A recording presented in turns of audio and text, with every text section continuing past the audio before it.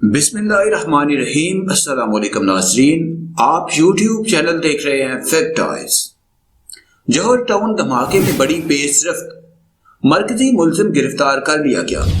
کار park کرنے والے ملزم عید گل کو راولپنڈی سے گرفتار کیا گیا۔ گرفتار پیٹر پال ڈیوڈ نے بھی شناخت کر لی۔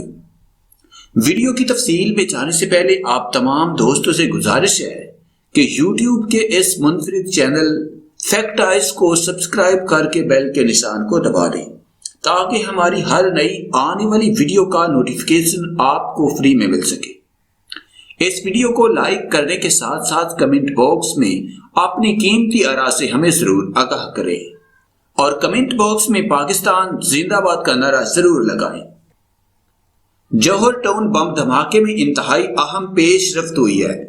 کار پارک کرنے والے ملزم عید گل کو گرفتار کر لیا گیا ہے۔ ذرائع کے مطابق عید گل کو راولپنڈی سے گرفتار کیا گیا۔ گرفتاری کے بعد ملزم کو نامعلوم مقام پر منتقل کر دیا گیا ہے۔ عید گل نے دھماکہ خیز مواد سے بھری گاڑی کو جائے وقوع پر پارک کیا تھا۔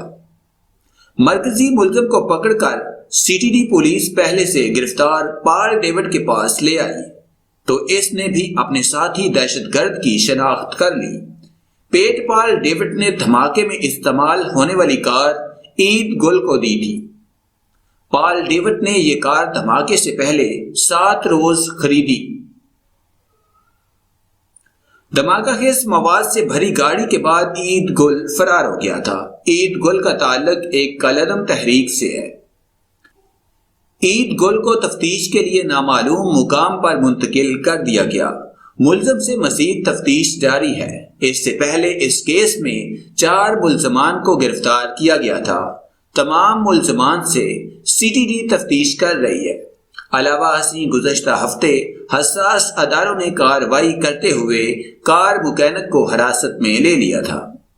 بتایا گیا ہے کہ حساس اداروں نے حملے میں ملوث مبینہ دہشت گرد کو گرفتار کر لیا ہے جس نے گاڑی لاہور منتقل کی تھی۔ ملزم کی شناخت سجاد حسین کے نام سے ہوئی جو منڈی بہاؤدین کا رہائشی ہے۔ حساس اداروں نے مبینہ دہشت گرد سجاد حسین کو رات گئے منڈی بہاؤدین سے گرفتار کیا۔ تفتیشی ذرائع کا کہنا ہے کہ ملزم نے تفتیش کے دوران کئی انتہائی اہم انکشافات کیے ہیں۔ ملزم نے گاڑی لاہور منتقل کرنے کا اعتراف کیا۔ حساس اداروں کی جانب سے تصدیق کی گئی کہ یہی وہ ملزم ہے جس نے گاڑی لاہور شہر میں داخل کی۔